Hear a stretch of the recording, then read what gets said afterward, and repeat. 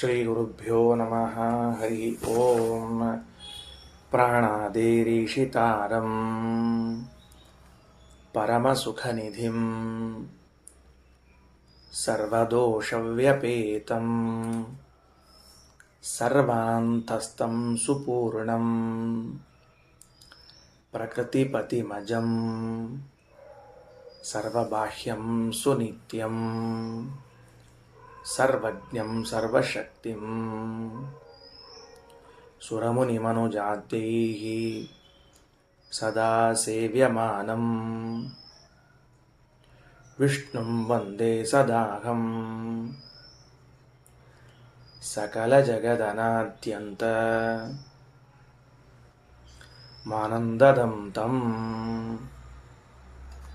ಶ್ರೀ ಗುರುಭ್ಯೋ ನಮಃ. 522ನೇ ಪುಟ ನನ್ನ ಪುಸ್ತಕದಲ್ಲಿ 522ನೇ ಪುಟ. ಅದರಲ್ಲಿ ಉಪನಿಷತ್ತು ಪ್ರಾರಂಭವಾಗ್ತಾ ಇದೆ.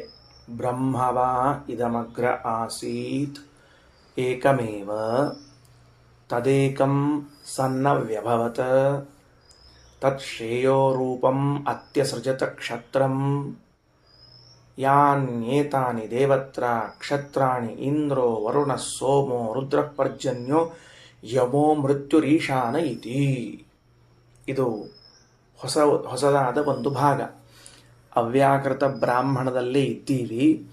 ಅವ್ಯಾಕೃತ ಬ್ರಾಹ್ಮಣದಲ್ಲಿ ಈಗ 5ನೇ ಮಂತ್ರ ಬರ್ತಾ ಇದೆ. 5ನೇ ಮಂತ್ರದಲ್ಲಿ ಏನು ಹೇಳಿ ಹೊರಟಿದ್ದಾರೆ ಅಂದರೆ, ಬ್ರಹ್ಮದೇವರು ಕ್ಷತ್ರ ಜಾತಿಯನ್ನು ಸೃಷ್ಟಿ ಮಾಡಿದರು, ಅಂದರೆ ಕ್ಷತ್ರಿಯರನ್ನು ಸೃಷ್ಟಿ ಮಾಡಿದರು ಅಂತ ಹೇಳ್ತಾ ಇದ್ದಾರೆ. ಬ್ರಹ್ಮವ ಇದಮಗ್ರ ಆಸೀದೇಕಮೇವ. ಆ ಚತುರ್ಮುಖ ಬ್ರಹ್ಮದೇವರು ತಾವು ಒಬ್ಬರೇ ಇದ್ದರು ಸೃಷ್ಟಿಯಾದಾಗ. ಅಂದ್ರೆ ಈ ಹಿಂದೆ ಬ್ರಹ್ಮದೇವರು ನಡೆಸಿದ ಬೇರೆ ಬೇರೆ ಸೃಷ್ಟಿಗಳನ್ನು ಹೇಳಿದ್ದಾರೆ, ಹೇಳಿಲ್ಲ ಅಂತಲ್ಲ. ಆದರೆ ಹೇಳಿದ ಮೇಲೂ ಕೂಡ ಈಗ ಕ್ಷತ್ರ ಜಾತಿ ಅರ್ಥಾತ್ ಕ್ಷತ್ರಿಯ ಜಾತಿಯನ್ನು ಸೃಷ್ಟಿ ಮಾಡಿದರು. ಆಮೇಲೆ ವೈಶ್ಯ ಜಾತಿಯನ್ನು ಸೃಷ್ಟಿ ಮಾಡಿದರು, ಶೂದ್ರ ಜಾತಿಯನ್ನು ಸೃಷ್ಟಿ ಮಾಡಿದರು ಅಂತ ಬ್ರಹ್ಮದೇವರು ನಡೆಸಿದ ಜಾತಿ ಸೃಷ್ಟಿಗಳನ್ನು, ವರ್ಣ ಸೃಷ್ಟಿಗಳನ್ನು ಹೇಳ್ತಾ ಬರ್ತಾ ಇದ್ದಾರೆ. ಇದು ನಮಗೆ ಸ್ವಲ್ಪ ಆಶ್ಚರ್ಯವೆನಿಸಬಹುದು. ನಾವನ್ಕೊಂಡದ್ದು ಬ್ರಾಹ್ಮಣ, ಕ್ಷತ್ರಿಯ, ವೈಶ್ಯ, ಶೂದ್ರ ಅಂತನ್ನೋದು ಕೇವಲ ಮನುಷ್ಯರಲ್ಲಿ ಇದೆ ಅಂತ ಅಲ್ಲ.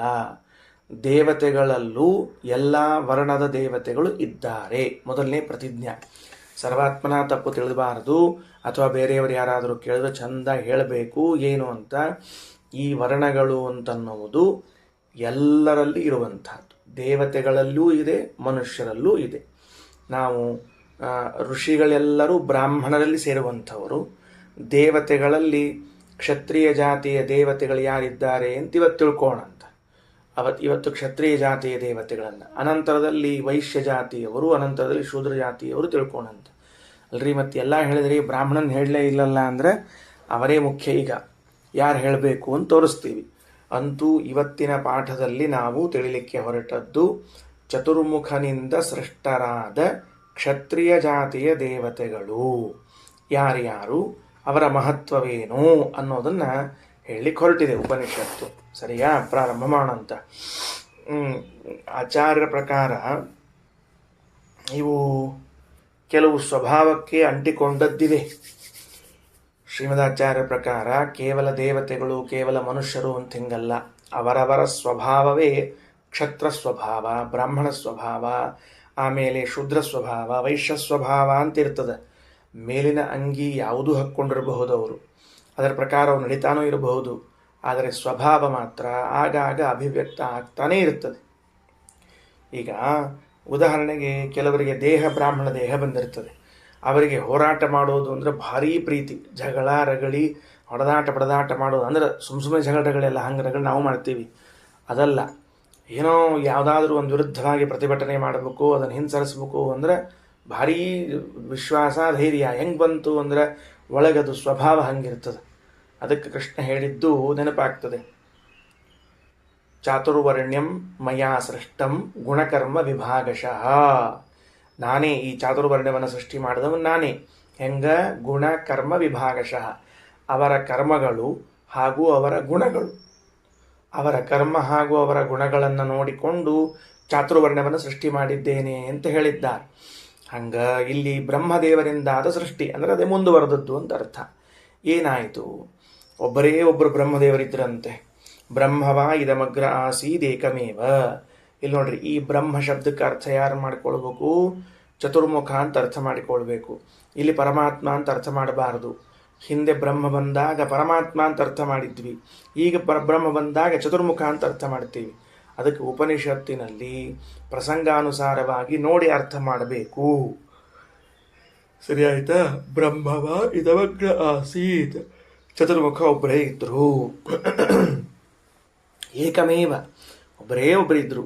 ತದೇಕಂ ಸನ್ನವ್ಯಭವತ, ಒಬ್ಬರೇ ಇದ್ದಾಗ ಅಷ್ಟು ಸಂತೋಷ ಆಗೋದಿಲ್ವಂತೆ, ಅಷ್ಟು ಖುಷಿ ಆಗೋದಿಲ್ವಂತೆ. ಏನಾಗಬೇಕು? ಪರಿವಾರ ಬೇಕು. ಪರಿವಾರ ಬೇಕು. ಸ್ತ್ರೀಯರಿಂದ ಕೂಡಿದಾಗಿರಬಹುದು, ಪುರುಷರಿಂದ ಕೂಡಿರಬಹುದಾಗಿರಬಹುದು, ಸ್ತ್ರೀ ಪುರುಷರಿಂದ ಕೂಡಿರುವಂಥ ಪರಿವಾರ ಆಗಿರಬಹುದು. ಒಟ್ಟಿನಲ್ಲಿ ಪರಿವಾರ ಬೇಕಾಗ್ತದೆ. ನಾವು ಒಬ್ಬರೇ ಇರಲಿಕ್ಕೆ ಸಾಧ್ಯ ಇಲ್ಲ. ಹಿಂದೆ 2 ಬಾರಿ ಈ ತರಹದ ಪ್ರಸಂಗವನ್ನು ಹೇಳಿದೆ ಉಪನಿಷತ್ತು. ಒಬ್ಬನೇ ಒಬ್ಬರು ಬ್ರಹ್ಮದೇವರಿದ್ದಾಗ ಅಕಸ್ಮಾತ್ ಭಯ ಹುಟ್ಕೊಳ್ತಂತೆ. ಅಕಸ್ಮಾತ್ ಭಯ ಹುಟ್ಕೊಂಡಾಗ ಬ್ರಹ್ಮದೇವರು ಅಯ್ಯೋ ಅಂತ ಭಯಪಟ್ಟುಕೊಂಡು ಮುಂದಿನ ಕ್ಷಣಕ್ಕೆ ನಾನ್ಯಾಕೆ ಭಯಪಟ್ಕೊಳ್ಳಿ ಅಂತ ಭಯ ನಿವಾರಣೆ ಮಾಡಿಕೊಂಡ್ರು. ಆದರೆ ಅವತ್ತಿನಿಂದ ಇವತ್ತಿನವರೆಗೂ ಕೂಡ ಒಬ್ಬೊಬ್ಬರೇ ಇದ್ದರೆ ಭಯ ಆಗೋದು ನಿಶ್ಚಿತ, ಭಯ ಆಗೋದು ನಿಶ್ಚಿತ. ಇನ್ನು ಎರಡನೇದ್ದು, ಒಬ್ಬರೇ ಇದ್ದಾಗ ಮನಸ್ಸಿಗೆ ಸಮಾಧಾನ ಆಗಲಿಲ್ಲವಂತೆ, ಅದಕ್ಕೆ ಮನಸ್ಸು ಪ್ರಸನ್ನವಾಗಿರಲಿಲ್ಲ, ಸುಖದಲ್ಲಿ ಇರಲಿಲ್ಲ ಅನ್ನೋದಕ್ಕೆ ಸರಸ್ವತಿಯನ್ನು ಜೊತೆಗೆ ಸೇರಿಸಿಕೊಂಡ್ರು. ಅಲ್ಲಿ ಸರಸ್ವತಿಯಿಂದ ಮುಂದೆ ನಾನಾ ತರಹದ ಸಂತಾನವನ್ನು ಉತ್ಪತ್ತಿ ಮಾಡಿದರು.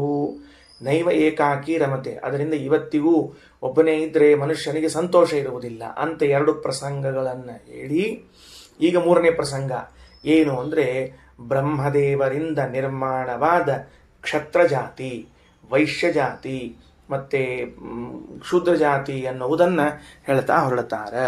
ಮತ್ತು ಬ್ರಾಹ್ಮಣ ಜಾತಿಯನ್ನು ಹೇಳಲಿಲ್ವಲ್ಲ ಅಂತಂದರೆ ಸ್ವತಃ ಚತುರ್ಮುಖನೇ ಬ್ರಾಹ್ಮಣ. ಇದನ್ನೊಂದು ಗಮನಿಸಬೇಕು. ನಾವಿಲ್ಲಿ ನೋಟ್ಸ್ ತಗೋಬೇಕು. ಅಲ್ಲಲ್ಲಿ ಶಬ್ದಗಳನ್ನು ಹೇಳಿದಾಗ ತಗೊಳ್ಬೇಕು. ಏನು? ಚತುರ್ಮುಖನು ಬ್ರಾಹ್ಮಣ. ಬೇರೆಯವರಿದ್ದಾರೆ, ಇನ್ನೂ ಮುಂದೆ ಬರ್ತಾರ, ಎಲ್ಲ ಕೊನೆಗೆ ಬಂದಮೇಲೆ ಗೊತ್ತಾಗ್ತದೆ. ಆದರೂ ಇಲ್ಲೊಂದು ಲೀಸ್ಟ್ ಇರಲಿ. ದೇವತೆಗಳಲ್ಲಿ ಯಾರ್ಯಾರು ಯಾವ ಯಾವ ವರ್ಣದವರು ಅಂತ ಹೆಡ್ಡಿಂಗ್ ಹಾಕ್ಕೋಬೇಕು. ನಾವು ಇದಕ್ಕೆ ಉದ್ದಕ್ಕೆ ಬರ್ಕೊಂಡ್ಬಿಡಬಾರ್ದು. ಏನು ಮಾಡಬೇಕು? ದೇವತೆಗಳಲ್ಲಿ ಯಾರು ಯಾರು ಯಾವ ಯಾವ ವರ್ಣದವರು ಅಂತ ಹೆಡ್ಡಿಂಗ್ ಹಾಕ್ಕೊಳ್ರಿ. ಹಾಕ್ಕೊಂಡು ಚತುರ್ಮುಖ ಅಂತ ಬರ್ಕೊಂಡು ಮುಂದೆ ಒಂದು ಗೆರೆ ಹಾಕ್ಕೊಂಡು ಬ್ರಾಹ್ಮಣ ಅಂತ ಬರೆದಿಟ್ಕೊಳ್ರಿ. ತದೇಕಂ ಸನ್ನ ವ್ಯಭವತ, ಅವರು ಒಬ್ಬರೇ ಇದ್ರೂ ಪರಿವಾರ ಇದ್ದಿದ್ದಿಲ್ಲ. ಆದ್ದರಿಂದ ತತ್ ಶ್ರೇಯೋ ರೂಪಂ ಅಸೃಜತ ಕ್ಷತ್ರಂ, ಶ್ರೇಷ್ಠವಾದ ಕ್ಷತ್ರಿಯ ಜಾತಿಯನ್ನು ಹುಟ್ಟಿಸಿದರು. ಶ್ರೇಯೋ ರೂಪಂ ತತ್, ಆ ಚತುರ್ಮುಖ ಬ್ರಹ್ಮನು ಶ್ರೇಯೋ ರೂಪಂ ಶ್ರೇಷ್ಠವಾದ ಕ್ಷತ್ರಂ ಕ್ಷತ್ರ ಜಾತಿಯನ್ನು ಅಸೃಜತ ಹುಟ್ಟಿಸಿದನು. ಅಂದರೆ ಮೊದಲು ಕ್ಷತ್ರ ಜಾತಿ ನಿರ್ಮಾಣ ಮಾಡಿದರು. ಯಾರ್ಯಾರಪ್ಪ ಅವರು? ಯಾನ್ಯೇತಾನಿ ದೇವತ್ರ, ಈ ದೇವತೆಗಳ ಮಧ್ಯದಲ್ಲಿ ಯಾನ್ಯೇತಾನಿ ಯಾರ್ಯಾರಿದ್ದಾರ ಅವರೆಲ್ಲ ಕ್ಷತ್ರಾಣಿ. ದೇವತ್ರ ಅಂತ ಪದ ಇದೆ ಉಪನಿಷತ್ತಿನಲ್ಲಿ. ದೇವತ್ರ ಅನ್ನೋ ಶಬ್ದಕ್ಕೆ ದೇವತೆಗಳ ಮಧ್ಯದಲ್ಲಿ ಅಂತ ಅರ್ಥ. ಈ ತ್ರ ಎನ್ನುವ ಪ್ರತ್ಯಯವು ಮಧ್ಯ ಅನ್ನೋ ಅರ್ಥವನ್ನು ಕೊಡುತ್ತದೆ ಸಂಸ್ಕೃತದಲ್ಲಿ. ಯಾನ್ಯೇತಾನಿ ದೇವತ್ರ ಕ್ಷತ್ರಾಣಿ, ಕ್ಷತ್ರಿಯ ದೇವತೆಗಳ ಮಧ್ಯದಲ್ಲಿ ಕ್ಷತ್ರಿಯ ದೇವತೆಗಳು ಯಾರ್ಯಾರು ಅಂದರೆ ಇಂದ್ರೋ ವರುಣ ಸೋಮೋ ರುದ್ರ ಪರ್ಜನ್ಯೋ ಯಮೋ ಮೃತ್ಯುರೀಶಾನ ಇತಿ. ಇವರ ಹೆಸರನ್ನಷ್ಟೇ ಕೇಳ್ಕೊಳ್ರಿ, ಯಾರನ್ನೂ ಬರ್ಕೋಬೇಡ್ರಿ. ಕ್ಷತ್ರಾಣಿ, ಕ್ಷತ್ರ ದೇವತೆಗಳು ಯಾರು? ಇಂದ್ರ ಮೊದಲನೇದ್ದು, ಆಮೇಲೆ ವರುಣ, ಆಮೇಲೆ ಸೋಮ, ಆಮೇಲೆ ರುದ್ರ, ಆಮೇಲೆ ಪರ್ಜನ್ಯ, ಆಮೇಲೆ ಯಮಃ ಮೃತ್ಯು ಈಶಾನ. 8 ದೇವತೆಗಳ ಹೆಸರನ್ನು ಹೇಳಿದ್ದಾರೆ. ಈ 8 ದೇವತೆಗಳೂ ಕೂಡ ಕ್ಷತ್ರಿಯ ದೇವತೆಗಳು ಅಂತ ತಿಳಿದುಕೊಳ್ಳ್ರಿ. ಸರಿನಾ? ಬರ್ಕೊಳ್ರಿ ಅಂತ ಹೇಳಿದಾಗ ಬರ್ಕೊಳ್ರಿ, ತಿಳ್ಕೊಳ್ರಿ ಅಂತ ಹೇಳಿದಾಗ ತಿಳ್ಕೊಳ್ರಿ. ಇನ್ನು ಯಾನ್ಯೇತಾನಿ ದೇವತ್ರ ಕ್ಷತ್ರಾಣಿ, ಯಾರು ಈ ದೇವತೆಗಳ ಮಧ್ಯದಲ್ಲಿ ಕ್ಷತ್ರವರ್ಣದಿಂದ ಕೂಡಿದ ದೇವತೆಗಳು? ಇಂದ್ರೋ ವರುಣ ಸೋಮ ರುದ್ರ ಪರ್ಜನ್ಯ ಯಮಃ ಮೃತ್ಯು ಈಶಾನ. ಈ ಉಪನಿಷತ್ತು ಏನು ಮಾಡ್ಲಿಕ್ಕತ್ತದ ಅಂದ್ರೆ ನಮಗೆ ಬುದ್ಧಿ ಪರೀಕ್ಷಾ ಮಾಡ್ಲಿಕ್ಕತ್ತದ. ನಮ್ಮ ಬುದ್ಧಿ ಎಷ್ಟು ಚುರುಕದ ಅಂತ ಪರೀಕ್ಷಾ ಮಾಡ್ಲಿಕ್ಕತ್ತದ. ಬುದ್ಧಿ ಪರೀಕ್ಷಾ ಮಾಡ್ಲಿಕ್ಕದ ಸುಸೂತ್ರ ವಾಕ್ಯ ಓದಿರಿ ನೀವು ಅಂದ್ರೆ ನೋಡ್ರಿ. ಮೊದಲನೇದಾಗಿ ತಾರತಮ್ಯದ ಅಭಿಪ್ರಾಯ ಇಲ್ಲ ನನಗೆ ಅಂತ ಸ್ಪಷ್ಟಪಡಿಸ್ತದೆ. ಕ್ಷತ್ರಿಯ ಜಾತಿಯವರು ಹುಟ್ಟಿದ್ದಾರೆ ಅಂತಿಷ್ಟೇ ಹೇಳ್ತೀನಿ ಹೊರತಾಗಿ ತಾರತಮ್ಯದ ಉದ್ದೇಶ ಇಲ್ಲ. ಯಾಕೆಂದರೆ ಇಂದ್ರೋ ವರುಣ ಸೋಮೋ ರುದ್ರ ಅಂತದ. ಸೋಮ ಅಂದರೆ ಚಂದ್ರ, ಚಂದ್ರನಾದ ಮೇಲೆ ರುದ್ರನ ಹೇಳಿಗತ್ತದ. ಪರ್ಜನ್ಯೋ ಯಮೋ ಅಂತದ, ಯಮದೇವರನ್ನ ಯಾವಾಗ ಹೇಳ್ತದ. ಮೃತ್ಯುರ್ ಈಶಾನಃ ಅಂತದ. ಹಿಂಗಾಗಿ ನನಗೆ ತಾರತಮ್ಯದ ಅಭಿಪ್ರಾಯವಿಲ್ಲ. Okay, done. ಮುಂದೆ ಎರಡನೆಯದ್ದು, ಒಬ್ಬೊಬ್ಬರನ್ನೇ ತಿಳಿಸುವ ಎರಡೆರಡು ಪದಗಳಿವೆ. ಒಬ್ಬೊಬ್ಬರನ್ನು ತಿಳಿಸುವಂತಹದ್ದು ಯಾವ ಎರಡು ಪದಗಳು? ರುದ್ರ, ಈಶಾನಃ ಅಂತ ಎರಡು ಪದ ಇದೆ. ಒಬ್ಬರನ್ನ ಎರಡು ಸರ್ತಿ ಯಾಕೆ ತಗೊಂಡ್ರು? ಈಶಾನ ಅನ್ನೋ ಶಬ್ದಕ್ಕೂ ರುದ್ರದೇವರು, ರುದ್ರ ಅನ್ನೋ ಶಬ್ದಕ್ಕೂ ಉಮಾಪತಿ ಅಂತ ಅರ್ಥ. ಬಿಡ್ರಿ. ಯಮಃ ಮೃತ್ಯು, ಯಮದೇವರು ಮೃತ್ಯು ಅಂತ. ಮತ್ತು ಯಮದೇವರು ಮೃತ್ಯು ಅಂದರೆ ಯಮದೇವರು ಅಂದ್ರೆ ಅವರೇ, ಮೃತ್ಯು ಅಂದ್ರೆ ಅವರೇ ಅಲ್ಲ. ಮತ್ತು ಹಾಗಾಗಿ ಎರಡೆರಡು ಸರ್ತಿ ಯಾಕೆ ಬಂತು ಗೊತ್ತಾಗೋದಿಲ್ಲ. ಹಾಗಾಗಿ ಇದನ್ನೆಲ್ಲ ಮುಂದೆ ಆಚಾರ್ಯರ ತಾತ್ಪರ್ಯವನ್ನು ಓದಿದಾಗ, ಭಾಷ್ಯವನ್ನು ಓದಿದಾಗ ಸ್ಪಷ್ಟವಾಗ್ತದೆ. ಸರಿ, ಮುಂದೆ ನೋಡ್ರಿ ಏನಾತು. ಬ್ರಹ್ಮವಾ ಇದಮಗ್ರ ಆಸೀದೇಕಮೇವ ತದೇಕಂ ಸನ್ನವ್ಯಭವತ್ ತತ್ ಶ್ರೇಯೋ ರೂಪಂ ಅತ್ಯಸೃಜತ ಕ್ಷತ್ರಂ ಯಾನ್ಯೇತಾನಿ ದೇವತ್ರ ಕ್ಷತ್ರಾಣಿ ಇಂದ್ರೋ ವರುಣ ಸೋಮೋ ರುದ್ರ ಪರ್ಜನ್ಯೋ ಯಮೋ ಮೃತ್ಯುರೀಶಾನ ಇತಿ. ಹಿಂಗ ಈ ಕ್ಷತ್ರಿಯ ದೇವತೆಗಳನ್ನು ಸೃಷ್ಟಿ ಮಾಡಿದರು. ಮುಂದೊಂದು ಮಾತು ಹೇಳ್ತಾರೆ. ಈಗ ಶ್ರೇಷ್ಠವಾದ ಕ್ಷತ್ರಿಯ ಜಾತಿಯನ್ನು ಸೃಷ್ಟಿ ಮಾಡಿದರು ಅಂತನ್ನುವಾಗ ಒಂದು ಪ್ರಶ್ನೆ. 4 ಜಾತಿಗಳಲ್ಲಿ ಶ್ರೇಷ್ಠವಾದದ್ದು ಕ್ಷತ್ರಿಯ ಜಾತಿ ಅಂತ ಅರ್ಥವೋ, ಅಥವಾ ಶೂದ್ರ ವೈಶ್ಯ ಕ್ಷತ್ರಿಯ ಅನ್ನುವ 3 ಜಾತಿಗಳಲ್ಲಿ ಕ್ಷತ್ರಿಯ ಜಾತಿ ಶ್ರೇಷ್ಠ ಅಂತ ಅರ್ಥವೋ? ಹೆಂಗೆ ಮಾಡಿದರೆ ಶ್ರೇಷ್ಠ ಅನ್ನೋ ಅರ್ಥವನ್ನು? ಯಾಕಂದರೆ ಶ್ರೇಷ್ಠ ಅನ್ನೋದನ್ನು 2 ರೀತಿಯಿಂದಲೂ ಹೇಳಿಕ್ಕೆ ಬರ್ತದೆ. 2 ರೀತಿಯಿಂದ 4 ವರ್ಣಗಳಲ್ಲಿ ಶ್ರೇಷ್ಠವಾದದ್ದನ್ನು ಶ್ರೇಷ್ಠ ಅಂತೂ ಹೇಳಬಹುದು. ಕ್ಷತ್ರಿಯ ವೈಶ್ಯ ಶೂದ್ರ ಈ 3ರಲ್ಲಿ ಶ್ರೇಷ್ಠವಾದದ್ದಕ್ಕೂ ಶ್ರೇಷ್ಠ ಅಂತ ವ್ಯವಹಾರ ಮಾಡ್ಲಿಕ್ಕೆ ಬರ್ತದೆ. ಅಂದಮೇಲೆ ಯಾವುದನ್ನು ಶ್ರೇಷ್ಠ ಅಂತ ಕರಿತೀರಿ ಅಂತ ಬಂದಾಗ ಇಲ್ಲೊಂದು ಸ್ವಲ್ಪ ಅವಾಂತರ ಶ್ರೇಷ್ಠತ್ವವನ್ನು ತಿಳಿಸಿಕೊಡ್ತದೆ. ಮೊದಲನೇದಾಗಿ ವೈಶ್ಯ ಕ್ಷತ್ರಿಯ ಶೂದ್ರರಲ್ಲಿ ಕ್ಷತ್ರಿಯನೇ ಶ್ರೇಷ್ಠ, ಬ್ರಾಹ್ಮಣನಿಗಿಂತಲೂ ಕ್ಷತ್ರಿಯ ಶ್ರೇಷ್ಠ ಅನ್ನೋ ಅಭಿಪ್ರಾಯದಲ್ಲಿ ಅಲ್ಲ. ಇನ್ನು ಎರಡನೇದಾಗಿ 4 ತೆಗೆದುಕೊಂಡಾಗಲೂ ಕೂಡ ಕದಾಚಿತ್ ಒಂದೇ ಒಂದು ಕಾಲ ಬರ್ತದೆ. ಅಂತಹ ಒಂದು ಕಾಲದಲ್ಲಿ ಬ್ರಾಹ್ಮಣನಿಗಿಂತಲೂ ಕ್ಷತ್ರಿಯನು ಮೇಲೆನಿಸುತ್ತಾನೆ. ಇದೊಂದು ಅಪರೂಪದ ಘಟನಾ. ಅದು ಒಂದನ್ನು ಹೇಳಿಬಿಟ್ಟು ಮತ್ತೆ ಯಥಾ ಪ್ರಕಾರ ಬ್ರಾಹ್ಮಣ ಶ್ರೇಷ್ಠನಾಗಿದ್ದಾನೆ ಅಂತ ತಿಳಿಸಿಕೊಡುತ್ತದೆ ಮುಂದಿನ ಮಾತಿನಲ್ಲಿ. ಸರಿ ಆಯ್ತಾ? ಕ್ಷತ್ರಿಯ ಜಾತಿಯಲ್ಲಿ ಬಂದ ದೇವತೆಗಳನ್ನು ಸೃಷ್ಟಿ ಮಾಡಿ ಈ ಕ್ಷತ್ರಿಯ ಜಾತಿ ಶ್ರೇಯೋರೂಪ ಶ್ರೇಷ್ಠವಾದದ್ದು ಅಂತ ಹೇಳಿಬಿಟ್ರಿ. ಹಾಗಿದ್ರೆ 4ರಲ್ಲಿ ಶ್ರೇಷ್ಠವಾ 3ರಲ್ಲಿ ಶ್ರೇಷ್ಠವಾ ಅಂದರೆ 3ರಲ್ಲಂತರೂ ಕನ್ಫರ್ಮ್ ಶ್ರೇಷ್ಠ. ಕ್ಷತ್ರಿಯ ವೈಶ್ಯ ಶೂದ್ರರಲ್ಲಿ ಕ್ಷತ್ರಿಯ ಶ್ರೇಷ್ಠ. ಇನ್ನು 4ರಲ್ಲಿ ತೆಗೆದುಕೊಂಡಾಗ ಬ್ರಾಹ್ಮಣ ಹಿಡ್ಕೊಂಡು ತೆಗೆದುಕೊಂಡಾಗ ಬ್ರಾಹ್ಮಣ ಶ್ರೇಷ್ಠನೇ. ಆದರೆ ಕದಾಚಿತ್ ಒಂದೇ ಒಂದು ಪ್ರಸಂಗ ಬರ್ತದೆ, ಅಂಥಲ್ಲಿ ಅವತ್ತೂ ಕೂಡ ಕ್ಷತ್ರಿಯನೇ ಶ್ರೇಷ್ಠನೆನಿಸಿಬಿಡ್ತಾನೆ ಎಲ್ಲಕ್ಕಿಂತ. ಅದಾದ ಮೇಲೆ ಮತ್ತೆ ಯಥಾ ಪ್ರಕಾರ ಬ್ರಾಹ್ಮಣ ಶ್ರೇಷ್ಠನೆನಿಸುತ್ತಾನೆ ಅಂತ ಒಂದು ಹೊಸ ಅಂಶ. ಏನು? ತಸ್ಮಾತ್ ಕ್ಷತ್ರಾತ್ ಪರಂ ನಾಸ್ತಿ.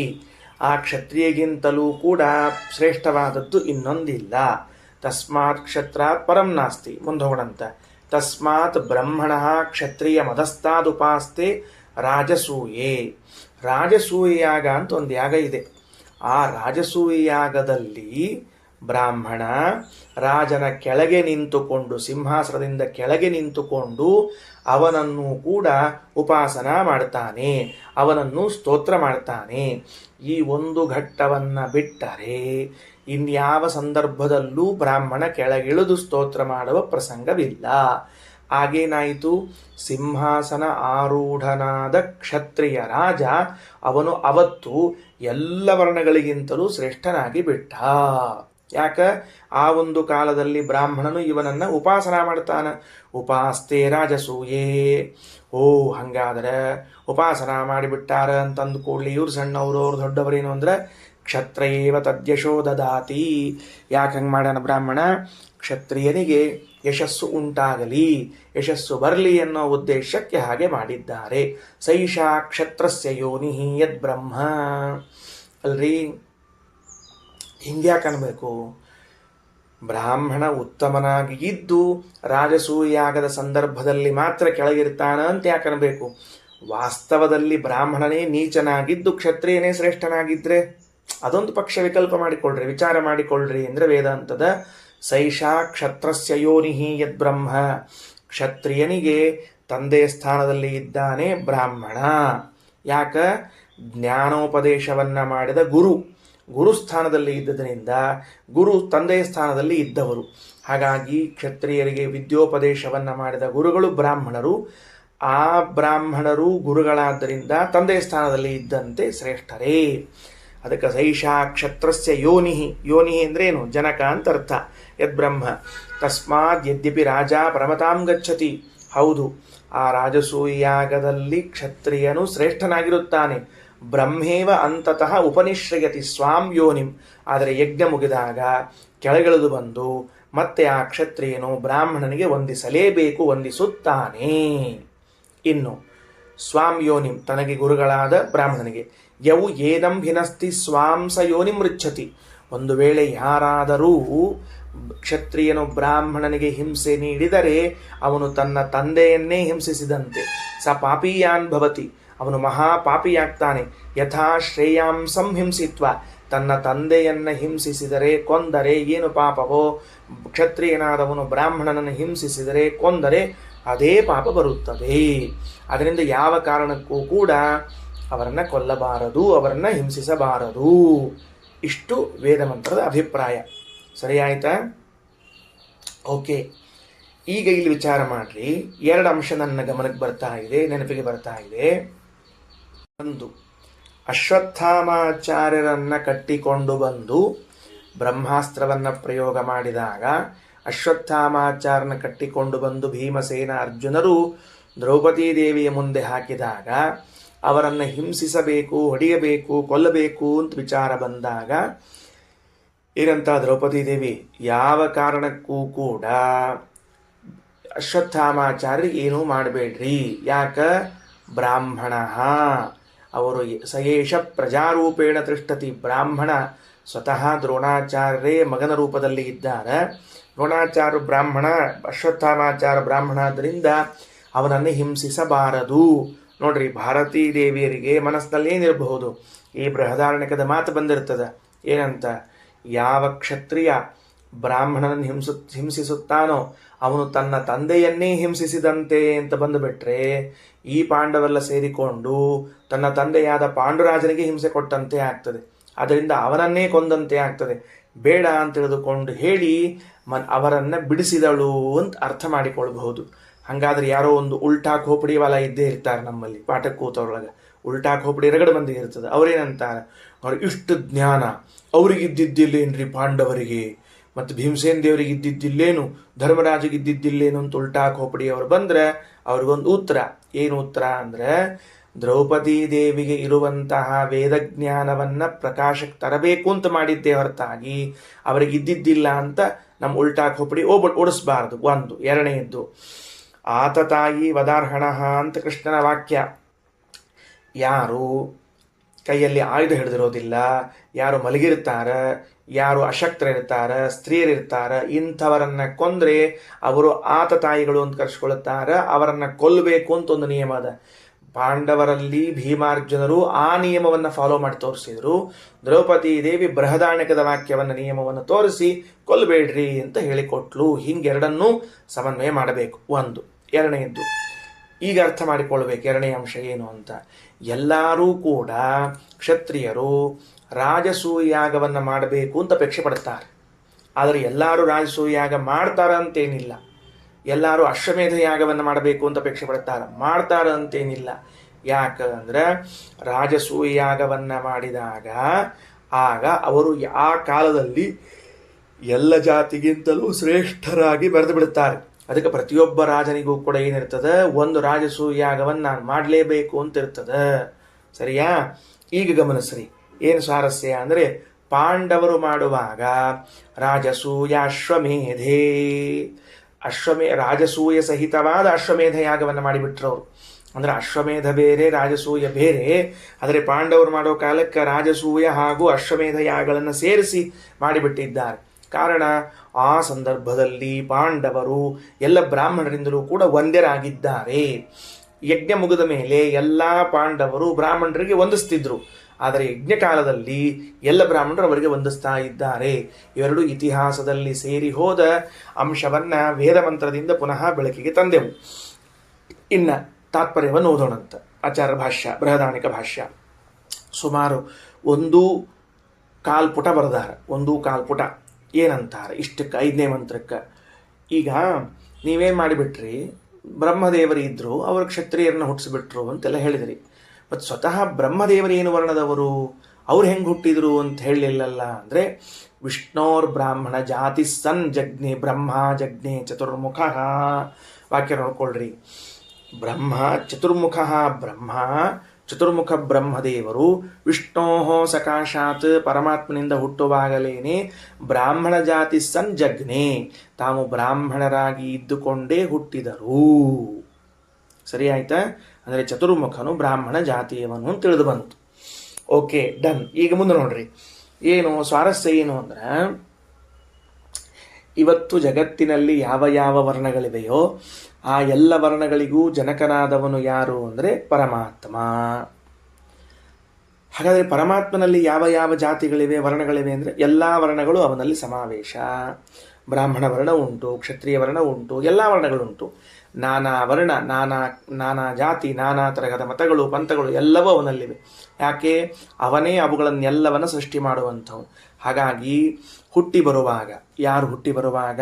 ಬ್ರಹ್ಮದೇವರು ಪರಮಾತ್ಮನಿಂದ ಹುಟ್ಟಿ ಬರುವಾಗ ಬ್ರಾಹ್ಮಣ ಜಾತಿಯಿಂದ ಸಹಿತರಾಗಿ ಹುಟ್ಟಿಕೊಂಡು ಬಂದರು.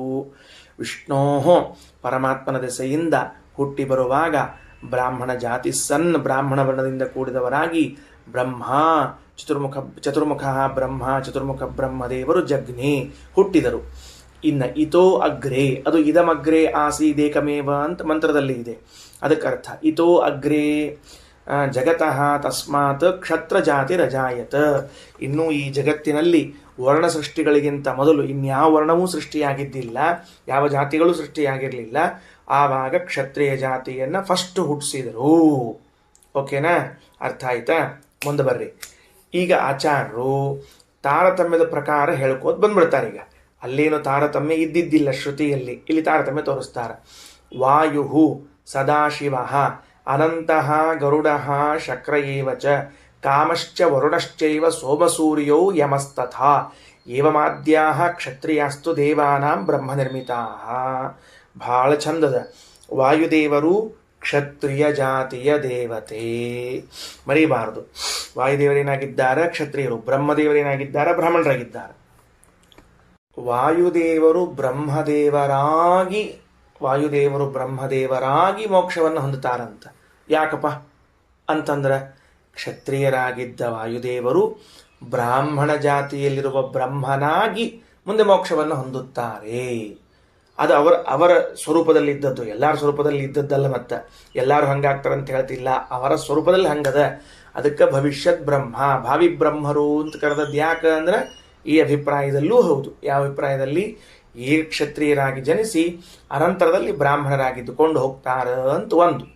ಇನ್ನು ಎರಡನೇದ್ದೇನು ಅಂದ್ರೆ, ಎಲ್ಲರಲ್ಲೂ ಕೂಡ ನಾವು ತಿಳಿಯಬೇಕಾದ ಅಂಶ ಏನು ಅಂದ್ರೆ, ಎಲ್ಲ ಆಶ್ರಮಗಳು ಹಾಗೂ ಎಲ್ಲ ವರ್ಣಗಳು ಸಮಾನವಾದ ಕಾಲದಲ್ಲಿ ಇರುತ್ತವೆ, ಏಕಕಾಲದಲ್ಲಿ. ಅಂದ್ರೆ ಈಗ ಅವ್ರು ಬ್ರಾಹ್ಮಣ ಅನಿಸಿಕೊಂಡ ಕಾಲದಲ್ಲೇನೆ ಕ್ಷತ್ರಿಯರು ಅನಿಸ್ಕೊಂಡಿರ್ತಾರೆ, ಕ್ಷತ್ರಿಯ ಅನಿಸಿಕೊಂಡ ಕಾಲದಲ್ಲೇನೆ ವೈಶ್ಯರು ಅನಿಸ್ಕೊಂಡಿರ್ತಾರೆ, ಆ ಕಾಲದಲ್ಲೇ ಶೂದ್ರರು ಅನಿಸ್ಕೊಂಡಿರ್ತಾರೆ ದೇವತೆಗಳು. ಹಂಗ ಬ್ರಹ್ಮಚಾರಿಗಳು ಅನಿಸಿಕೊಂಡಾಗಲೇನೆ ಗೃಹಸ್ಥರು ಅನಿಸಿಕೊಂಡಾಗಲೇನೆ ಸನ್ಯಾಸಿಗಳು ಅನಿಸಿಕೊಂಡಾಗಲೇ ವಾನಪ್ರಸ್ಥರು.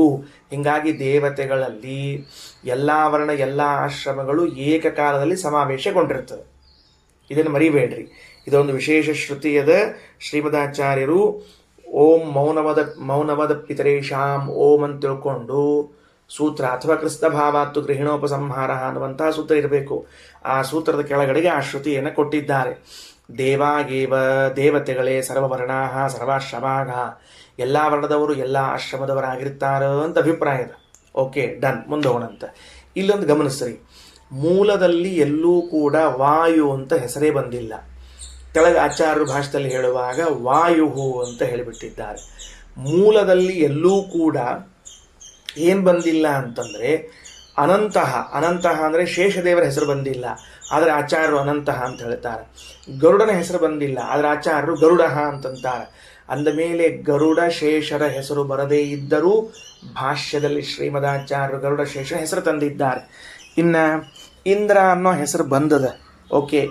ಕಾಮನ ಹೆಸರು ಬಂದಿಲ್ಲ, ವರುಣನ ಹೆಸರು ಬಂದದ, ಆಮೇಲೆ ಸೋಮನ ಹೆಸರು ಬಂದದ, ಸೂರ್ಯನ ಹೆಸರು ಬಂದಿಲ್ಲ, ಯಮದೇವರ ಹೆಸರು ಬಂದದ. ಹಾಗಾದರೆ ಭಾಷ್ಯದಲ್ಲಿನ ವ್ಯಾಖ್ಯಾನ ವೈವಿಧ್ಯ ಏನು, ವ್ಯಾಖ್ಯಾನ ವಿಶೇಷ, ಯಾವುದ್ಯಾವುದೋ ಪದಗಳಿಗೆ ಏನೇನೋ ಬೇರೆ ಬೇರೆ ಅರ್ಥ ಇದೆ ಅಂತ ತಿಳಿಸಿಕತ್ತಾರ ಆಚಾರ್ಯ. ಅದನ್ನು ತಿಳಿದು ಹೊರತು ಈ ರಹಸ್ಯ ಗೊತ್ತಾಗಂಗಿಲ್ಲ. ಓಕೆ, ಬಿಟ್ಬಿಡ್ರಿ. ಈಗ ನಾವೇನು ಮಾಡೋಣ ಅಂತಂದ್ರೆ ಕ್ಷತ್ರಿಯ ಜಾತಿಯ ದೇವತೆಗಳು ಅಂತ ಬರ್ಕೋಬೇಕು. ಈಗ ನಾವೀಗ ಬ್ರಾಹ್ಮಣ ಅಂತ ಆಗಲೇ ಬರ್ಕೊಂಡಿದ್ರಲ್ಲ, ಮುಗೀತಲ್ಲ. ಬ್ರಾಹ್ಮಣ ಆದಮೇಲೆ ಈಗ ವಾಯು ಗರುಡಶೇಷ ರುದ್ರರು, ವಾಯು ಕಾಮ ಆದಮೇಲೆ ಗರುಡಶೇಷ ರುದ್ರರು ಕಾಮ. ಇನ್ನು ಇಂದ್ರ ಕಾಮ ಇಬ್ಬರನ್ನೇ ಬರ್ಕೋ, ಕಾಮ ಹಾಕೋಬೇಕು. ಇಂದ್ರ ಕಾಮ ಮತ್ತು ಪ್ರತ್ಯೇಕ ವರುಣ, ಅದಾದ ಮೇಲೆ ಸೂರ್ಯಚಂದ್ರ ಯಮ, 3 ಮಂದಿ ಸೂರ್ಯಚಂದ್ರ ಯಮ. ಏವಮಾದ್ಯಾಹ, ಇಷ್ಟೇ ಅಲ್ಲ, ಇವರೇ ಮೊದಲಾದವರು ಅಂತೂ ಹೇಳಿರ್ತಾರೆ. ಏವಮಾದ್ಯಾಹ ಕ್ಷತ್ರಿಯಾಸ್ತು, ಇವರೇ ಮೊದಲಾದ ಕ್ಷತ್ರಿಯರನ್ನ, ದೇವಾನಾಂ ದೇವತೆಗಳ ಮಧ್ಯದಲ್ಲಿ ಇವರೇ ಮೊದಲಾದ ಕ್ಷತ್ರಿಯರನ್ನ ಬ್ರಹ್ಮ ನಿರ್ಮಿತಾಹ, ಬ್ರಹ್ಮದೇವರಿಂದ ಸೃಷ್ಟಿಸಲ್ಪಟ್ಟವರು. ಓಕೆ, ಒಂದರ್ಥ ಆಯಿತು. ಪರಮಾತ್ಮನಿಂದ ಬ್ರಹ್ಮದೇವರು ಹುಟ್ಟುವಾಗ ತಾವು ಸ್ವತಃ ಬ್ರಾಹ್ಮಣ ಜಾತಿಯಿಂದ ಸಹಿತರಾಗಿ ಹುಟ್ಟಿ ಬಂದು ಆ ಬ್ರಹ್ಮದೇವರು ಕ್ಷತ್ರಿಯ ಜಾತಿಯನ್ನು ನಿರ್ಮಾಣ ಮಾಡ್ತಾ ಇದ್ದಾರೆ. ಕ್ಷತ್ರಿಯ ಜಾತಿ ಅಂದರೆ ಎಲ್ಲ ವರ್ಣಗಳಲ್ಲಿ ಫಸ್ಟ್ ಹುಟ್ಟಿಕೊಂಡು ಬಂದದ್ದು ಬ್ರಾಹ್ಮಣ ನಂತರದಲ್ಲಿ. ಆಗ ವಾಯುದೇವರನ್ನ ಹುಟ್ಟಿಸಿದ್ರು ಕ್ಷತ್ರಿಯ ಜಾತಿಯಲ್ಲಿ, ಕಾಮ ಹಾಕ್ಕೊಂಡ್ವಿ. ಗರುಡಶೇಷ ರುದ್ರದೇವರನ್ನ ಹುಟ್ಟಿಸಿದ್ರು ಕ್ಷತ್ರಿಯ ಜಾತಿಯಲ್ಲಿ, ಕಾಮ ಹಾಕ್ಕೊಂಡ್ವಿ. ಇಂದ್ರಕಾಮರನ್ನ ಹುಟ್ಟಿಸಿದ್ರು ಕ್ಷತ್ರಿಯ ಜಾತಿಯಲ್ಲಿ, ಕಾಮ ಹಾಕ್ಕೊಂಡ್ವಿ. ವರುಣನನ್ನು ಹುಟ್ಟಿಸಿದ್ರು, ಸೂರ್ಯಚಂದ್ರ ಯಮರನ್ನು ಹುಟ್ಟಿಸಿದ್ದಾರೆ, ಕಾಮ ಹಾಕ್ಕೊಂಡ್ವಿ. ಹಾಗಾದ್ರೆ ನಮಗೆ ಇಲ್ಲೊಂದು ಪ್ರಶ್ನೆ ಬಂತು. ಈಗ ಏನು ಪ್ರಶ್ನೆ ಬಂತು ಅಂದ್ರೆ, ಮೂಲದಲ್ಲಿ ಕಾಮ ಇರಲಿಲ್ಲ, ಮೂಲದಲ್ಲಿ ಸೂರ್ಯ ಇರಲಿಲ್ಲ, ಹೆಂಗೆ ತಗೊಂಡ್ರು ಶ್ರೀಮದಾಚಾರ್ಯರು ಅಂದರೆ, ತತ್ಸಮಾನವಾದ ಕಕ್ಷೆಯಲ್ಲಿ ಇದ್ದವರನ್ನು ತೆಗೆದುಕೊಳ್ಳಬೇಕು ಎಂಬ ನಿಯಮಕ್ಕೆ ಅನುಗುಣವಾಗಿ ತೆಗೆದುಕೊಂಡಾರೆ. ಹೆಂಗೆ, ಇಂದ್ರನ ಕಕ್ಷೆಯಲ್ಲಿ ಕಾಮ ಇದ್ದಾರೆ, ಇಂದ್ರನ ತಗೊಂಡಿವಿ ಅಂದಮೇಲೆ ಕಾಮನ್ನು ತಗೊಳ್ರಿ. ಇನ್ನು ಚಂದ್ರನ ತಗೊಂಡಿವಿ ಅಂದಮೇಲೆ ಯಮನ್ ತಗೊಂಡಿವಿ ಅಂದಮೇಲೆ ಯಮಚಂದ್ರರ ಕಕ್ಷೆಯಲ್ಲಿ ಬರುವಂಥವ್ರು ಯಾರು, ಸೂರ್ಯ, ಅವನು ತಗೊಳ್ರಿ ಅಂತ ಶ್ರೀಮದಾಚಾರ್ಯರು ಉಪನಿಷತ್ತಿನಲ್ಲಿ ಮುಖತಃ ಹೇಳದೇ ಇದ್ದರೂ ಕಂಠತಃ ಹೇಳಿರುವಂತಹ ಮಾತನ್ನು ಗ್ರಹಣ ಮಾಡ್ತಾರೆ. ಯಮನನ್ನು ಮತ್ತು ಚಂದ್ರನನ್ನು ಹೇಳಿದ ವೇದವು ಮುಖತಃ, ಕಂಠತಃ ಸೂರ್ಯನನ್ನು ಹೇಳಿದೆ ಅಂತ ಅರ್ಥ ಮಾಡಿಕೊಳ್ಬೇಕು. Okay, done. ಮುಖತಃ ಇಂದ್ರನನ್ನು ಹೇಳಿದ ವೇದವು ಕಾಮನನ್ನು ತೆಗೆದುಕೊಳ್ಳ್ರಿ ಕಂಠತಃ ಅಂತ ಹೇಳಿದೆ ಅಂತ ತಿಳ್ಕೊಳ್ಬೇಕು. ಓಕೆ, ಇಷ್ಟು ವಿಷಯ ತಿಳಿತೀಗ. ಬ್ರಹ್ಮನಿರ್ಮಿತ ಮುಗೀತು. ಇನ್ನು ವಾಮನ ಪುರಾಣದ ಮುಂದಿನ ವಾಕ್ಯ ಏನು ವಾಕ್ಯ ಅದ ಅಂತಂದ್ರೆ, ಶ್ರೇಯಸಿ ಸರ್ವಜಾತಿಭ್ಯ ಕ್ಷತ್ರಜಾತಿರಿತಿ ಶ್ರುತಿ. ವೇದ ಏನು ಹೇಳ್ತದ, ಎಲ್ಲ ಜಾತಿಗಳಿಗಿಂತ ಕ್ಷತ್ರಿಯ ಜಾತಿ ಶ್ರೇಷ್ಠ ಅಂತ ಹೇಳಿಗತ್ತದ. ನೈವ ಕ್ಷತ್ರಾತ್ ಪರಾಜಾತಿ ಬ್ರಹ್ಮಜಾತಿಂ ವಿನಾ ಕ್ವಚಿತ. ಕ್ಷತ್ರಿಯರಿಗಿಂತ ಶ್ರೇಷ್ಠರು ಮತ್ತೊಬ್ಬರಿಲ್ಲ, ಬ್ರಾಹ್ಮಣರನ್ನ ಬಿಟ್ಟು ಅಂತ ಅರ್ಥ. ಬ್ರಾಹ್ಮಣರನ್ನ ಬಿಟ್ಟು ಅಂತ ಅರ್ಥ. ಹಿಂಗೆ ಶ್ರೇಷ್ಠ ಅಂತ ಹೇಳಿ ಆಮೇಲೆ ಬಿಟ್ಟು ಅಂತ ಹಿಂಗೆ ಯಾಕೆ ಹೇಳಬೇಕು? ಶ್ರೇಷ್ಠ ಅಂತ ಹೇಳೋದು ಆಮೇಲೆ ಬಿಟ್ಟು ಹೇಳೋದು ಅಂತಂದ್ರೆ ಇದು ಒಂದು ಪ್ರಯೋಗ, ಶಾಸ್ತ್ರೀಯ ಪ್ರಯೋಗ. ಶಾಸ್ತ್ರ ಏನು ಮಾಡ್ತಿರ್ತದೆ ಅಂದ್ರೆ, ಈಗಾಗಲೇ ಉತ್ತಮರು ಅಂತ ಯಾರು ಲೋಕದಲ್ಲಿದ್ದಾರೆ ಅವರು ಗೊತ್ತದ ಅಂತ ಇಟ್ಟುಕೊಂಡು ಅವರನ್ನ ಬಿಟ್ಟು ಉಳಿದವ್ರನ್ನ ಶ್ರೇಷ್ಠ ಅಂತ ಉಲ್ಲೇಖ ಮಾಡ್ತಿರ್ತದೆ, ಹೊರತಾಗಿ ಅವರೇ ಎಲ್ಲರಲ್ಲಿ ಶ್ರೇಷ್ಠ ಅನ್ನೋ ಅಭಿಪ್ರಾಯದಲ್ಲ. ಈಗ ಉದಾಹರಣೆಗೆ, ಆಯುಧಾನಾಂ ಅಹಂ ವಜ್ರಃ ಧೇನೂನಾಮಸ್ಮಿ ಕಾಮಧುಕ ಅಂತ ಹೇಳ್ಬಿಟ್ಟ ಕೃಷ್ಣ. ಆಯುಧಗಳಲ್ಲಿ ನನಗೆ ಯಾವುದು ಆಯುಧ ಅತ್ಯಂತ ಪ್ರಿಯವಾದದ್ದು ಅಂದ್ರೆ ವಜ್ರಾಯುಧ ನನಗೆ ಬಹಳ ಪ್ರಿಯವಾದದ್ದು ಅಂದ್ಬಿಟ್ಟ ಕೃಷ್ಣ. ಬಾಜುಕ ಅರ್ಜುನ ಕೂತಾನ, ಸ್ವಾಮಿ ಏನೋ ಅರ್ಜುನ ಅಂದ. ಸ್ವಾಮಿ ಅಂದ, ಏನೋ ಸ್ವಾಮಿ ಹೇಳೋ ಮಹಾರಾಯ ಅಂದ. ಏನಿಲ್ಲ, ನಿನ್ನ ಕೈಯಾಗ ತಿರುಗ್ತಿರುತ್ತಲ್ಲ ಅದನ್ನು ಬಿಟ್ಟಲ್ಲ ಮತ್ತು ಅಂದ. ಏನು ತಿರುಗ್ತಿರ್ತದೋ ಅಂದ.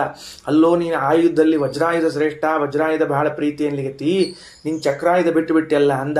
ಶಾಣ್ಯ ಅದನ್ನು ಬಿಟ್ಟ ಮುಂದಿಂದ ಹೇಳೀನಿ ಅಂದ ಕೃಷ್ಣ. ಓ ಹಿಂಗ ಅಂದ ಅರ್ಜುನ.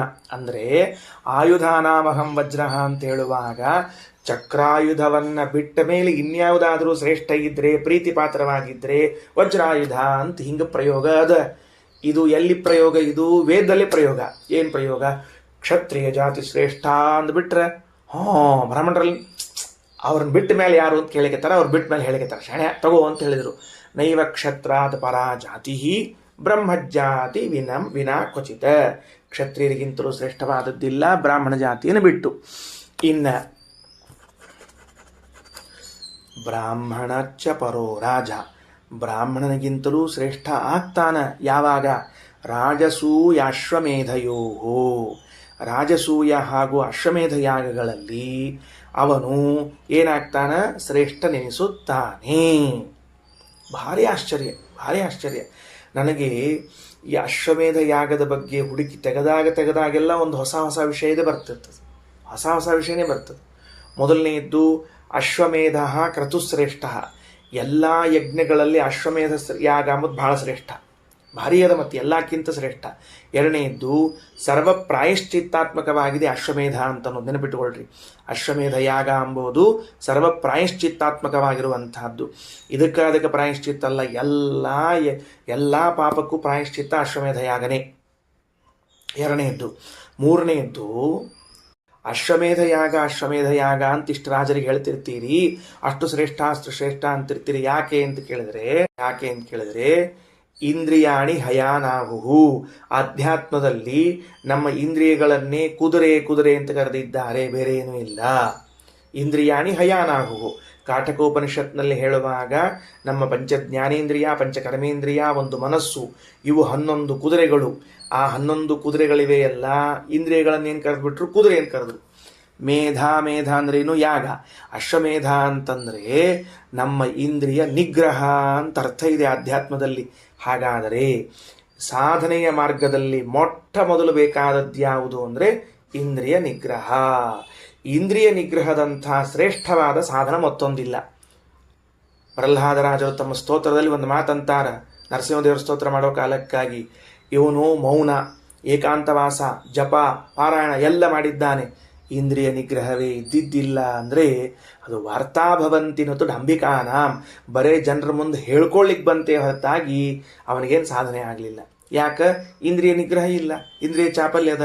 ಅಂದ ಮೇಲೆ ಅಶ್ವಮೇಧ ಅಂತ ಅನ್ನೋದು ಇಂದ್ರಿಯ ನಿಗ್ರಹದ ಬಗ್ಗೆ ಏನು ಹೇಳ್ತದೆ ಆಧ್ಯಾತ್ಮದಲ್ಲಿ. ಸೊ ಆ ಯಜ್ಞ, ಅಶ್ವಮೇಧ ಯಜ್ಞ ಅಂದ್ಕೊಳ್ಳಿ ಅಥವಾ ಅಶ್ವಮೇಧ ಅಂತಂದು ಕೂಡಲೇ ಅದೊಂದು ದೊಡ್ಡ ಕತೆ ಶಾಸ್ತ್ರದಲ್ಲಿ. ಅದಕ್ಕೆ ಬ್ರಾಹ್ಮಣಚ್ಚ ಪರೋ ರಾಜ ರಾಜಸೂಯಾಶ್ವಮೇಧ ಯೋಗೋ ಬೃಹದಾರಣ್ಯಕ್ಕೆ ಹೇಳ್ತದೆ. ಇಲ್ಲೊಂದು ವಿಶೇಷದ, ಅಶ್ವಮೇಧ ಯಾಗದಲ್ಲಿ, ರಾಜಸೂಯಾಗದಲ್ಲಿ ಅಶ್ವಮೇಧ ರಾಜಸೂಯ ಕೂಡಿರ್ತದೆ. ಕೂಡಿದಾಗ ಬ್ರಾಹ್ಮಣ ಕೆಳಗಾಗ್ತಾನೆ. ಹೆಂಗ? ಉಪಾಸ್ತೆ ರಾಜಸೂಯೇತೋ ಬ್ರಾಹ್ಮಣೋ ರಾಜಸೂಯಿನಂ. ರಾಜಸೂಯದಲ್ಲಿ ಬ್ರಾಹ್ಮಣನು ರಾಜಸೂಯ ಮಾಡಿದವನನ್ನು ಉಪಾಸನೆ ಮಾಡ್ತಾನೆ. ಹೆಂಗ? ಆಸನ ಅಧಸ್ತಾತ್, ಆ ಸಿಂಹಾಸನದ ಕೆಳಗೆ ಕೂಡಬೇಕು. ಅವತ್ತಿನ ದಿವಸ ರಾಜ ಮಾತ್ರ ಸಿಂಹಾಸನದಲ್ಲಿ ಕೂಡಬೇಕು, ಉಳಿದವರೆಲ್ಲ ಕೆಳಗೆ ಕೂಡಬೇಕು.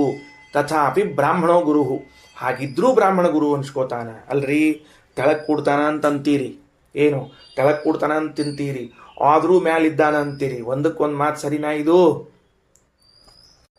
ಏನು ಕೆಳಗೆ ಕೂತ್ರು ಮ್ಯಾಲಿರ್ಲಿಕ್ಕೆ ಹೆಂಗೆ ಬರ್ತದ ಅಂತ ಕೇಳಿದ್ರೆ, 4 ಕಾಲಿನದ್ದು ಶ್ರೇಷ್ಠವಾ 2 ಕಾಲಿದ್ದು ಶ್ರೇಷ್ಠವಾ ಹೇಳಿ ನೋಡಂತ ಲೋಕದಲ್ಲಿ? 2 ಕಾಲಿನ ಶ್ರೇಷ್ಠ. ಯಾಕಂದ್ರೆ 2 ಕಾಲ ಮೇಲೆ ನಡೀತಾನೆ, 2 ಕೈಗಳನ್ನು ಉಪಯೋಗಿಸ್ಕೊಳ್ತಾನೆ ಅಂದಮೇಲೆ ಅವ ಶ್ರೇಷ್ಠ 4 ಕಾಲಿನಗಿಂತ. ಆದರೆ ಪ್ರತಿನಿತ್ಯದಲ್ಲಿ ಬೆಳಗ್ಗೆ ಎದ್ದು ನಾವು 4 ಕಾಲಿನ ಗೋವುಗಳಿಗೆ ನಮಸ್ಕಾರ ಹಾಕ್ತೀವಿ, 4 ಕಾಲಿನ ಗೋವುಗಳಿಗೆ ನಮಸ್ಕಾರ ಹಾಕ್ತೀವಿ. ಅಂದ್ರೆ ನಾವು ತೆಳಗಿದ್ದು ಮ್ಯಾಲಿದ್ದೀವೋ ಇಲ್ಲೋ ಅಷ್ಟೇ ಅರ್ಥ. ಅದಕ್ಕೆ 2 ಕಾಲಿನವರು ಪ್ರಾಣಿಗಳು ಶ್ರೇಷ್ಠ 4 ಕಾಲಿಗಿಂತ ಅಂದರೂ ಕೂಡ, ಗೋವುಗಳಿಗೆ ನಮಸ್ಕಾರ ಮಾಡಿದರೂ ಕೂಡ ನಾವು ಶ್ರೇಷ್ಠರಾಗುತ್ತೀವಿ. ಗೋವಿನಲ್ಲಿ ಭಗವಂತನಿದ್ದಾನೆ, ಆ ಅನುಸಂಧಾನ ಬೇರೆ ವಿಷಯ. ಮತ್ತೆ 4 ಕಾಲು 2 ಕಾಲು ಅನ್ನೋ ವಿಚಾರದಲ್ಲಿ ಬಂದಾಗ ಹೇಳ್ತಾ ಇರೋದು. ಆಮೇಲೆ ಸಂಚಾರ ಮಾಡುವುದು ಶ್ರೇಷ್ಠವಾ ಒಂದೇ ಕಡೆಗೆ ನಿಂತದ್ದು ಶ್ರೇಷ್ಠವಾ ಅಂದ್ರೆ ಸಂಚಾರ ಮಾಡಿದ ಚಲೋ. ಸ್ಥಾವರನೋ ಜಂಗಮನೋ ಅಂದ್ರೆ ಜಂಗಮ ಶ್ರೇಷ್ಠ ಸ್ಥಾವರಕ್ಕಿಂತ. ಆದರೆ ತುಳಸಿಗೆ ನಮಸ್ಕಾರ ಮಾಡ್ತೀವಿ ನಿತ್ಯದಲ್ಲಿ, ಅದು ಸ್ಥಾವರ, ಜಂಗಮ ನಾವು. ಆದರೂ ನಮ್ಮ ಶ್ರೇಷ್ಠತ್ವಕ್ಕೆ ಏನು ತೊಂದರೆ ಬಂದಿಲ್ಲ. ಮತ್ತೇನಾಯಿತು ಅಂದ್ರೆ ಉಲ್ಟಾ ತುಳಸಿಗೆ ಶ್ರೇಷ್ಠತ್ವ ಬಂತು, ಆಕಳಿಗೆ ಶ್ರೇಷ್ಠತ್ವ ಬಂತು. ಹಂಗ ಈ ಬ್ರಾಹ್ಮಣ ಅಧಸ್ತಾತ್ ಕೆಳಗೆ ಕೂತಿದ್ರೂ ಕೂಡ ಏನು ಮಾಡ್ತಾನೆ ಅಂತ ಕೇಳಿದ್ರೆ, ರಾಜನಿಗೆ ಗೌರವವನ್ನು ಕೊಡ್ಲಿಕ್ಕೆ ಹಾಗೆ ವ್ಯವಸ್ಥೆ ಮಾಡ್ತಾ ಇದ್ದಾನೆ. ಆಸೀನ ಆಸನಾದಸ್ಥಾತ್ ತಥಾಪಿ ಬ್ರಾಹ್ಮಣೋ ಗುರುಹು, ಬ್ರಾಹ್ಮಣ ಗುರುವೇ ಎನಿಸಿಕೊಳ್ತಾನ. ತಸ್ಮಾತ್ ಸ ರಾಜಸೂಯಾಂತೆ ಬ್ರಾಹ್ಮಣಾನ್ ವಂದಯೀತ, ವಂದಯೀತಚ. ಆದರೆ ಯಜ್ಞ ಮುಗಿದ ಮೇಲೆ ಅವ ಬಂದು ಏನು ಮಾಡಬೇಕು? ಬ್ರಾಹ್ಮಣನಿಗೆ ನಮಸ್ಕಾರ ಮಾಡಲೇಬೇಕು. ಇನ್ನೊಂದು ದೃಷ್ಟಾಂತ ಹೇಳ್ಬಿಡ್ಲ? ತೆಳಗಿದ್ರೂ ಮೇಲಿರ್ತದೆ ಅಂತ ತಿಳ್ಕೊಂಡು ಹೇಳಿ. ಮೊದಲು ಅಂದರೆ ತೆಳಗಿದ್ರೂ ಮೇಲಿರಬೇಕು ಅನ್ನೋದಕ್ಕೆ ನೋಡ್ರಿ, ಗಿಡ ಇರ್ತದಲ್ಲ, ಗಿಡ, ಆ ಗಿಡದಲ್ಲಿ ಬೇರು ಕೆಳಗಿರ್ತದೆ, ನೆನ್ಪಿಟ್ಕೊಳ್ರಿ. ಗಿಡದಲ್ಲಿ ಬೇರು ಕೆಳಗಿರ್ತದೆ, ಬೇರು ಭೂಮಿಯಲ್ಲಿ ಇರ್ತದೆ, ಟೊಂಗೆಗಳೆಲ್ಲ ಮೇಲಿರ್ತಾವ ಅಲ್ವಾ? ಟೊಂಗೆಗಳೆಲ್ಲ ಎಲ್ಲಿರ್ತಾವ? ಮೇಲಿರ್ತಾವ. ಬೇರು ಕೆಳಗದ, ಟೊಂಗೆಗಳ ಮೇಲದ. ಅದಕ್ಕೆ ಕೃಷ್ಣ ಹೇಳಿದ, ಊರ್ಧ್ವಮೂಲಮಧಶಾಖಮಶ್ವತ್ಥಂ ಪ್ರಾಹುರವ್ಯಯಂ ಛಂದಾಂಸಿ ಯಸ್ಯ ಪರ್ಣಾನಿ ಯಸ್ತಂ ವೇದ ಸ ವೇದವಿತ್. ಊರ್ಧ್ವಂ ಮೂಲಂ ಬೇರು. ಈ ಜಗದ್ವೃಕ್ಷ, ಜಗತ್ತೆಂಬ ವೃಕ್ಷದ ಮೂಲ ಬೇರೇನಿದೆಯಲ್ಲ ಅದು ಊರ್ಧ್ವದಲ್ಲಿದೆ. ಊರ್ಧ್ವದಲ್ಲಿದೆ ಅಂದರೆ ಮ್ಯಾಲೆಲ್ಲದು. ಊರ್ಧ್ವ ಉತ್ತಮ, ಉತ್ತಮನಾದ ಪರಮಾತ್ಮ ಈ ಜಗತ್ತಿನ ಬೇರಿನ ಸ್ಥಾನದಲ್ಲಿ ಇದ್ದಾನೆ. ಗಿಡದ ಕೆಳಗೆ ಬೇರು ಬಂದಾವ, ಬೇರು ಕೆಳಗವ ಅಂದ್ರೆ ಆ ಸ್ಥಾನದಲ್ಲಿ ಇದ್ದವನು ಯಾರು? ಪರಮಾತ್ಮ. ಅವೇನಿದ್ದಾನ? ಅವ ಸದಾ ಎತ್ತರದಲ್ಲೇ ಇದ್ದಾನೆ, ಹೊರತಾಗವೇನು ಕಡಿಮೆ ಆಗಿಲ್ಲ. ಹಂಗಿದ್ದಂತೆ ಇಲ್ಲೂ ಕೂಡ ತಿಳ್ಕೊಳ್ಬೇಕು. ಇನ್ನು ಯಹ ಕ್ಷತ್ರಿಯ ಬ್ರಾಹ್ಮಣ ಪಿತೃಹ ಸ ಪ್ರಕೀರ್ತಿತ. ಯಾರಾದರೂ ಕ್ಷತ್ರಿಯ ಬ್ರಾಹ್ಮಣನ ಕೊಂದರೆ ಪಿತೃಗಳನ್ನು ಕೊಂದಂತೆ. ಪಾಪೀಯಾನಿಯೋ ಭವತಿ ಹತ್ವಾ ಸ್ವಪಿತರಂ ಯಥ. ತನ್ನ ತಂದೆಯನ್ನು ಕೊಂದಾಗ ಬರುವ ಪಾಪ ಅದು ಬ್ರಾಹ್ಮಣನ ಕೊಂದಾಗ ಬರುವ ಪಾಪ ಇದೆ ಅಂತ ವಾಮನ ಪುರಾಣದಲ್ಲಿ ತಿಳಿಸಿದ್ದಾರೆ. ಶ್ರೀಕೃಷ್ಣಾರ್ಪಣಮಸ್ತು.